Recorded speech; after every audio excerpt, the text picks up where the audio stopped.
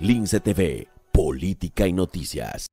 Gustavo Petro estuvo recientemente en España y además antes de llegar estuvo creando mal rollo, estuvo caldeando el ambiente. Habrá que ver quién es Gustavo Petro y también las consecuencias que ha tenido su llegada, porque ha generado un gran malestar en Vox y también división en el seno del Partido Popular.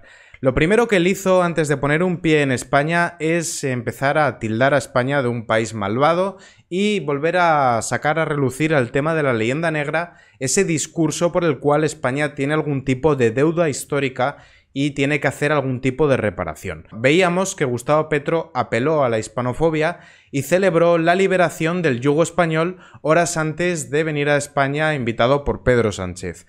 No se puede heredar la deuda, pero en caso de que hubiese alguna, los españoles hicieron un viaje de ida y no de vuelta. Entonces, los malvados conquistadores serían los ancestros de Gustavo Petro, no los ancestros de los españoles que habitan en la península ibérica, en Baleares, Ceuta, Melilla y Canarias a día de hoy. Este argumento no tiene ningún tipo de sentido, porque si los españoles son culpables de las cosas malas, también los españoles seríamos responsables de todo el patrimonio histórico, de todo lo bueno que se hizo, que lo hubo. Y de hecho hubo más cosas buenas que malas. Este tipo de relatos lo único que hacen es emponzoñar las relaciones entre los países, crear malestar, fricción, enfrentamiento y además no veo yo que los españoles pidamos explicaciones a los italianos porque los malvados romanos sometieran a los celtas y a los íberos. No tiene sentido este relato de Gustavo Petro. Y de hecho fue respondido por Santiago Abascal, que le decía lo siguiente: jamás existió ningún yugo, sino una hermosa hermandad con una cultura, una fe y una visión del mundo compartidas. El único yugo que hay en Colombia es el que los totalitarios como Petro han impuesto a su pueblo. Intolerable que Sánchez ceda la tribuna del Congreso a este sujeto. Es intolerable, pero no solo por estas declaraciones, sino por el pasado de Gustavo Petro que veremos ahora. Lo que hay que decirle a este señor es que España estaba dividida en virreinatos, que por ejemplo el virreinato de Nueva España, que se correspondería con el actual México, era más rico que la España peninsular, y también que en las Cortes, como las de Cádiz, que se crean en 1812, había presencia de hispanoamericanos, como el propio vicepresidente, quien era puertorriqueño. Pero bueno, no esperemos que abran un libro de historia porque no les conviene. Para ellos es más fácil culpar a España de la mala situación de estos países que reconocer que son corruptos y que los líderes que tienen no son eficientes de cara a gestionar el país. Igual que España, que también tenemos líderes que dejan muchísimo que desear, que lo único para lo que sirven es para subirse al Falcon o para que sus amigos como el Tito Berni hagan lo que hacen, y no vamos a buscar responsables fuera. Los tenemos dentro y bien adentro.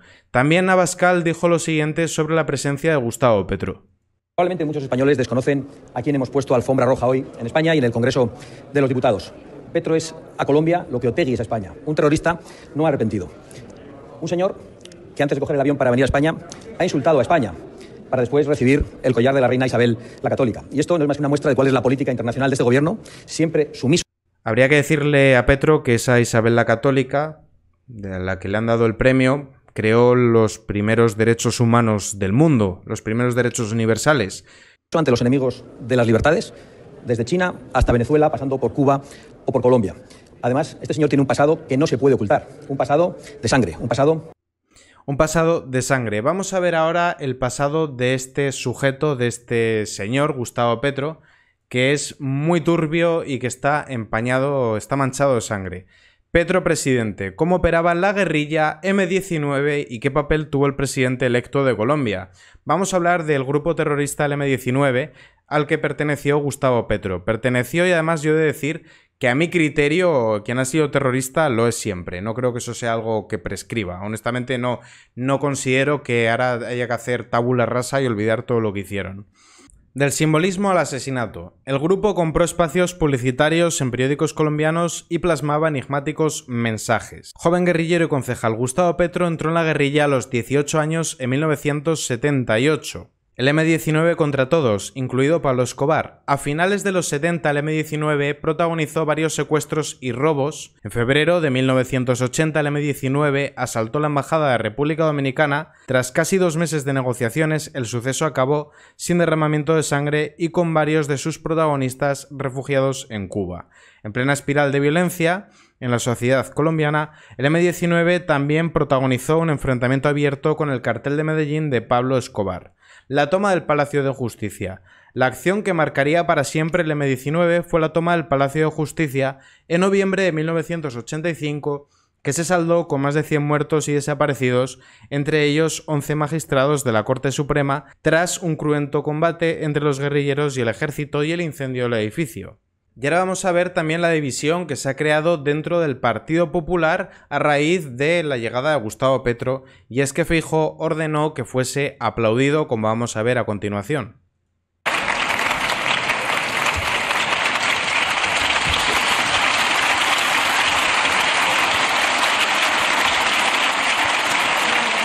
Como podemos ver, los diputados de Vox están abandonando el Congreso, ya que no están de acuerdo con la llegada de este señor, mientras que el resto de formaciones deciden aplaudirle.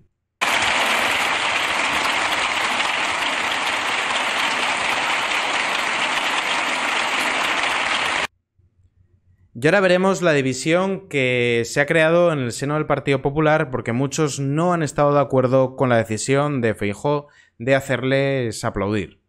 Diputados y senadores del Partido Popular molestos con Feijóo por forzarles a ovacionar a Gustavo Petro. Amplios sectores de la bancada popular consideran un exceso que su líder llevase a su grupo a aplaudir en pie al presidente colombiano mientras Vox salía del hemiciclo. El PP no simplemente participó en un aplauso protocolario a un mandatario extranjero, sino que terminó formando parte de una ovación a favor de Petro y abiertamente en contra de Vox. Así lo cree buena parte de la bancada popular. Vox ya había dado a entender el día anterior que no existiría el pleno, y desde Génova dejaron claro que el PP participaría con normalidad como partido institucional. Ahora bien, amplios sectores populares que reconocen que la figura de Gustavo Petro genera suspicacias en sus filas, creen que Feijóo se excedió llevando a su bancada no solo a aplaudir, sino a hacerlo puestos en pie en una ovación iniciada por Sánchez y sus socios para respaldar a Petro en un frente anti-Vox cuando los de Abascal comenzaron a salir del hemiciclo. Feijóo además no avisó previamente a los suyos, sino que simplemente se levantó espontáneamente, varios diputados le imitaron, otros no se levantaron y los hubo que tampoco aplaudieron. Distintos cargos populares consideran que el respeto institucional al que está obligado el PP quedó suficientemente claro con la presencia del mismo en el hemiciclo y que de este modo se marcaban ya distancias con Vox. Consideran que no era necesario ir más allá y ovacionar a quien ha cargado duramente contra el yugo español al referirse a la conquista de América. El Partido Popular, igual que ha pasado con las mociones de censura, opta no ya por la equidistancia entre Vox y los distintos tipos de izquierda, algunos incluso salidos de grupos terroristas, sino por directamente tomar partido en contra de Vox. Por el camino está creando división en el seno de su propio partido y haciendo que algunos de sus votantes se planteen cambiar su voto hacia Vox.